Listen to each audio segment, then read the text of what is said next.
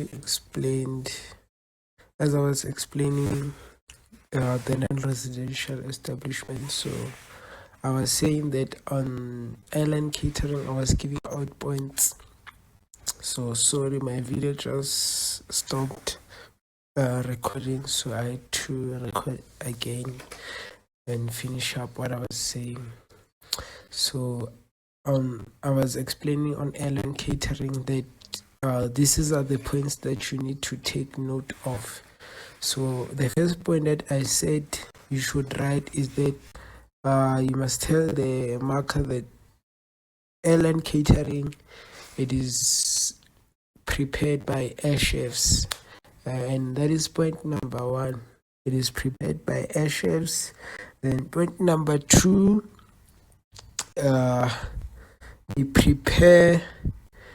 they cater for both national and international airline passengers. That is point number two. They prepare or they cater for both national and international airline passengers. That's point number two. Then point number three. Point number three, you need to tell the marker that the air chefs, they prepare this food in their kitchen, then it is transported to airport and it is heated up before served. That is point number three, guys. You have to tell the examiner the way I just said it, those are the main key points that you will get your free marks. Especially when they ask this question, most of the question papers I've been checking, they normally allocate 3 for explaining this. So the other one could be you need to give example. If you know an example of any airline catering service, you can give. If ever it is provided on the scenario, then you can indicate that this is a type of airline catering or this is a mobile establishment. You need to know the examples for each of these non-residential establishments. So for mobile establishments, you need to know, as I've already explained on the previous video, that not on the previous, on the video that I was recording, then it automatically stopped. I don't know why, but yeah, I have already explained establishment, restaurant, caves, food, fast food, takeaway, delicacy, and then I'll just give you airline catering. So contracted services, among contracted services, you will remember that on my previous video, now the first video that I uploaded, I explained what are contracted services. I said when you define this, you tell the marker that a contract services, first thing it is that a contract is an agreement, right? So you would say that you can put it however you want to put it, but as long as it consists of these points, the marker will give you all your marks. It doesn't matter how you start, but what matters is what you say. What matters is what you write. It has to convince the mark that you know what you are saying, even though sometimes we cannot write it the way we want, because we might be struggling when it comes to English, how we should construct our sentences. But when it comes to contract services, when you explain it, you will remember that I said that you tell the examiner that this is a formal agreement.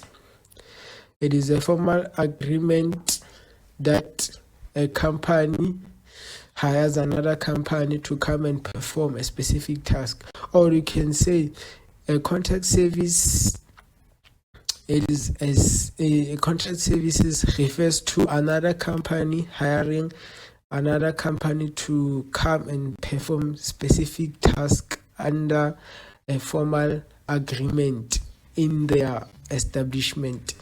So they do not take complete control. So what they normally do, they hire these types of contract services that are on this slide. As you can see, the first one is housekeeping, cleaning, laundry, florist, babysitting, shuttle, security. So normally you will know that when it comes to housekeeping, it refers to you. If ever you have been in a hotel, you will remember that every morning they will be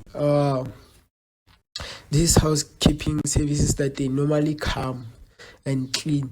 But note this, that these services at most of the times they normally they don't normally offer these services for free. That means for you to get full service, you also going to include extra fees for your stay in any hotel.